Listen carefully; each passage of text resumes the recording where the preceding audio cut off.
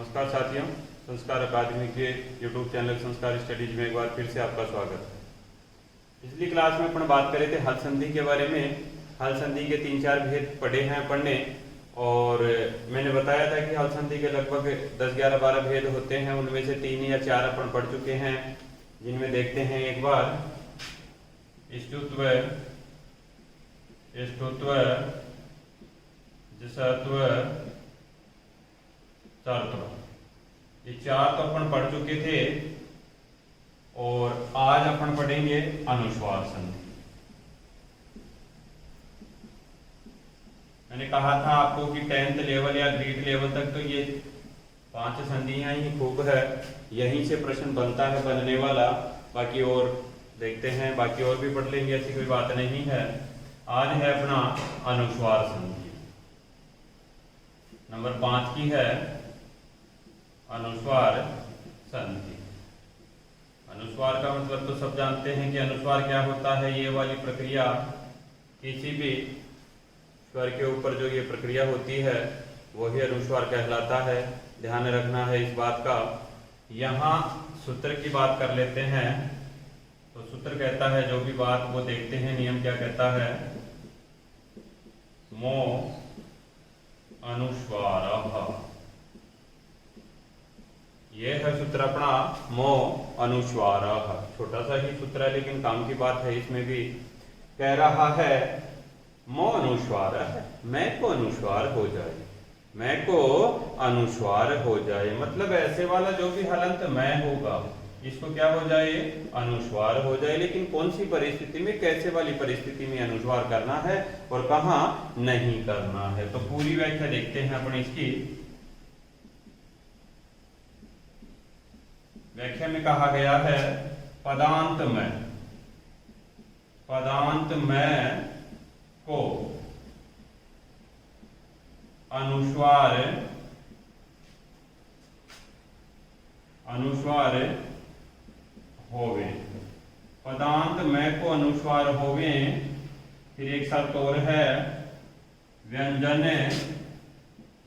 वर्ण परे रहते, व्यंजन वर्ण परे रहते। ध्यान रखना है, पदांत में को अनुस्वार होवे, व्यंजन वर्ण परे रहते। तो दूसरी बात भी और क्लियर कर लेते हैं, जो बताई है कि नहीं बताई है। स्वर परे रहते, स्वर परे रहते कोई परिवर्तन नहीं होगा। स्वर परे रहते तो कोई परिवर्तन नहीं होगा, जैसा है वैसा का वैसा रहेगा। और अगर मान लो पदांत मैं है और उसके आगे व्यंजन है, तो निश्चित रूप से क्या करना है, अपने को अनुस्वार आदेश करना है। कौन कह रहा है, मो अनुस्वार है। पढ़ो एक बार, मो अनुस्वार, पदांत मैं को अनुस्वार होवे, व्यंजन वर्ण परे रहते। अगर परमेश्वर हो तो ध्यान रखना किसी प्रकार का कोई परिवर्तन नहीं होगा। जैसे एक उदाहरण ऐसे लिखते हैं, गृहम प्लस गच्छति, और एक है गृहम प्लस अगच्छत्। अब यहां आप लोगों के सामने है, यहाँ गृहम गच्छति है, तो मैंने कहा ये गृहम पद है, और पद के बाद में क्या है, व्यंजन है। व्यंजन है तो इसका क्या बनेगा, अनुस्वार बनेगा। अनुस्वार बनते ही स्थिति क्या होगी, गृहम गच्छति, गृहम गच्छति। अब यहाँ देखते हैं इसी गृहम पद के आगे क्या है, स्वर है, और स्वर है तो कोई परिवर्तन नहीं होगा, जैसा है वैसा का वैसा रह जाएगा। गृहम अगच्छत्, गृहम अगच्छत्। बस यही चीज आपको ध्यान रखना है कि अगर यहाँ मैं है और इस मैं के बाद में क्या है, मैं के बाद में अगर व्यंजन है तो अनुस्वार करो, अगर स्वर है तो कोई परिवर्तन नहीं करना है। बस यही बात कह रहा है, मो अनुस्वार है, कि पदांत अगर मैं हो। अब वो पहले भी मैंने कहा था कि पदांत क्या होता है, या तो धातु का रूप हो या शब्द का रूप हो, जैसे राम शब्द का, हरि शब्द का, भानु, विष्णु जो भी है, और या फिर धातु का पट, गम, जो भी धातुएं हैं वो उन धातुओं के कोई रूप हो, बस सीधा सीधा वही अर्थ होता है कि उन्हीं को पदे कहा जाता है। धातु रूप या शब्द रूप से बने जो भी हो उन्हीं को पदे कहा जाता है। जैसे उदाहरण देखते हैं अपन, मातरम वंदे, मातरम प्लस वंदे। अब यहाँ एक चीज देखना है, मातरम पदांत मैं है, उससे परे क्या है, व्यंजन है। पदांत मैं है और उससे परे व्यंजन है, ऐसे वाली कंडीशन में क्या करना है अपने को, सीधा सीधा अनुस्वार। अनुस्वार करते ही क्या होगा, मातरम वंदे, मातरम वंदे, ये वाली बात ध्यान रखना है। जैसे सत्यम वद, जैसे सत्यम वद। अब यहाँ एक चीज देख लो, अब सत्यम पदांत मैं है, दूर में व्यंजन है, और ऐसी कंडीशन में क्या करते हैं अपन, सत्यम वद। जैसे मान लो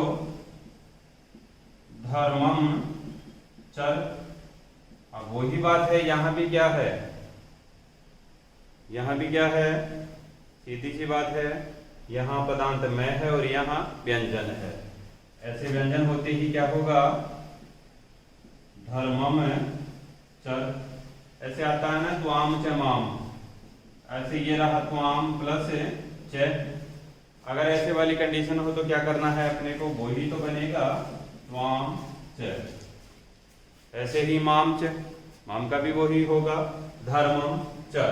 जैसे मान लो प्रियम वद, प्रियम प्लस वद। अब यहाँ भी प्रियम वही बात है, पदांत मैं है और यहाँ व्यंजन है। ऐसे वाली कंडीशन में क्या करना है, मैं को अनुस्वार करेंगे, और मैं को अनुस्वार करते ही क्या होगा, प्रियम वद। अच्छा ही तो बोलो, प्रिय बोलो, ऐसी कोई बात नहीं है। जैसे हरिम वंदित, हरिम प्लस वंदित, यहाँ द्वितीय विभक्ति वाले हैं ये रूप सारे, द्वितीय विभक्ति वाले। हरिम, यहाँ हरिम जैसे ही अपन देखते हैं ये पदांत मैं हो गया और उससे परे व्यंजन है, व्यंजन है तो कुछ नहीं करना, ये रहा क्या, हरिम वंदे। अगर मान लो इस वंदे में पहले स्वर होता, अवंदे होता, तो निश्चित रूप से जैसा है वैसा का वैसा रह जाता। जैसे मान लो स्वदेशम सेवते, स्वदेशम सेवते, तो यहां भी क्या करना है, ये खुद ही देख लो, स्वदेशम पदांत मैं है, उसके बाद में श है, और ऐसे वाली कंडीशन ये व्यंजन है और ये पदांत मैं है, तो क्या करना है अपने को, वही अनुस्वार स्वदेशम, और फिर आगे जैसा है वैसे की वैसे सेवते, स्वदेशम सेवते। तो बस यही चीज आपको ध्यान रखना है, मौनुस्वार क्या कहता है कि पदांत मैं होना चाहिए और उससे परे व्यंजन होना चाहिए, बस और कुछ नहीं है। ऐसे वाली कंडीशन में अपन सीधा सीधा क्या करते हैं, अनुस्वार आदेश कर देते हैं। इसी में दूसरे वाला सूत्र और चलता है एक, उसकी भी बात कर लेते हैं। ये तो पदांत की बात थी, मतलब पद का अंत में मैं हो वो थी। सूत्र दूसरे वाला कह रहा है, नश्चा पदान्तस्य झलि, नश्चा पदान्तस्य झलि। मान लो पदांत के लिए तो मैंने कह दिया, लेकिन कोई अपदांत की कंडीशन हो, अपदांत की मतलब पद के बीच का हो, कोई पद के बीच का हो, तो भी क्या करना है, न और मैं को अनुस्वार ही करना है। ये वाली बात आप लोगों को ध्यान रखना है। व्याख्या देख लेते हैं, नस्य पदांतस्य झलि, यदि पद के बीच में, पद के बीच के मतलब क्या हुआ, अपदांत। यदि पद के बीच में मैं तथा न हो तो उसको भी अनुस्वार, आदेश हो जाता है। यदि पद के बीच में मैं तथा न हो तो उसको भी अनुस्वार आदेश हो जाता है, मतलब अपदांत वाली।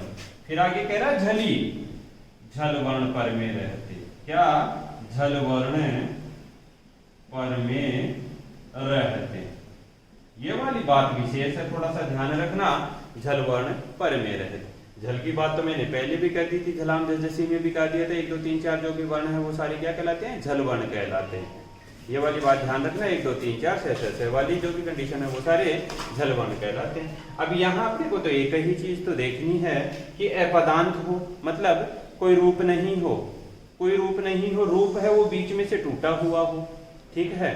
ऐसे वाली कंडीशन में अगर बीच में, वहां तो मैं था, यहाँ मैं तथा न कोई सा भी हो तो उसको भी क्या होता है? अनुस्वार हो जाता है। लेकिन प्लस के बाद में, पर का मतलब प्लस के बाद में क्या होना चाहिए? या तो किसी वर्ग का पहला दूसरा तीसरा चौथा वर्ण हो या से हो। ऐसे वाली कंडीशन में झल का मतलब तो यही होता है, झल वर्ण पर में होना चाहिए।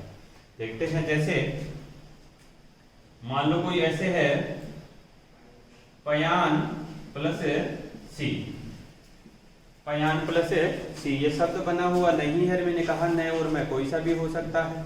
ये बना हुआ नहीं है, जब इकट्ठा हो जाएगा तो बन जाएगा। ऐसे वाली कंडीशन में भी अपने को क्या झलवान क्या है? झल का से है यहाँ, और ये पदांत न है। मैं और न दोनों के लिए कहा था, अपदांत न और मैं दोनों के लिए कहा था, ये बीच का है। तो यही देखते हैं, तो इसमें क्या करना है? पयान और ये सी, न का क्या किया? अनुस्वार कर दिया। तो जैसे पयस शब्द होता है, पया पयसी पयांसी, पयः पयसी पयांसी। तो आप खुद ही देखो, पयांसी प्रथमा का बहुवचन वाला रूप बन रहा है, अपना है रूप। तो पहले तो ये टुकड़ा ही तो था, इसीलिए तो इसने कहा कि अपदांत हो तो भी कोई बात नहीं चलेगा। ये वाली बात ध्यान रखना है। जैसे यसान प्लस सी, यसान प्लस सी, ये भी बीच का है। जब दोनों को मिलाएंगे अनुस्वार करके तो रूप बनेगा बहुवचन वाला। तो यसान सी का क्या बनेगा? यसान सी। क्या बना? यसान सी। जैसे मान लो मनान प्लस सी, मनान प्लस सी, तो क्या बनेगा? मनांसी, मनांसी। क्या बनेगा? मनांसी। ये वाली बात ध्यान रखना है। जब भी संधि करो तो यहाँ झलवर्ण पर में है। क्या है? झलवर्ण पर में है, तो ध्यान रखना यशांसी, मनांसी, पयांसी। जैसे फिर है आक्रम प्लस यते, आक्रम प्लस यते, क्योंकि मैंने कहा था मैं और न बीच में हो तो यहाँ खुद ही देखो मैं आ गया और यहाँ पर में झलवर्ण है, और दोनों को करते ही क्या होगा? अपना अनुस्वार बनाते ही आक्रंशते, आक्रंशते। क्या रूप बनेगा? आक्रंशते। जैसे श्रेयान प्लस सी, श्रेयान प्लस सी। अब जोड़ते ही क्या होगा? नए का अनुस्वार करना है क्योंकि जल पर में है, और रूप बनेगा श्रेयांसी। क्या बनेगा? श्रेयांसी। जैसे नम प्लस क्षति, नम प्लस क्षति धातु के रूप है ना, नम प्लस क्षति, और क्या होगा? नम प्लस क्षति।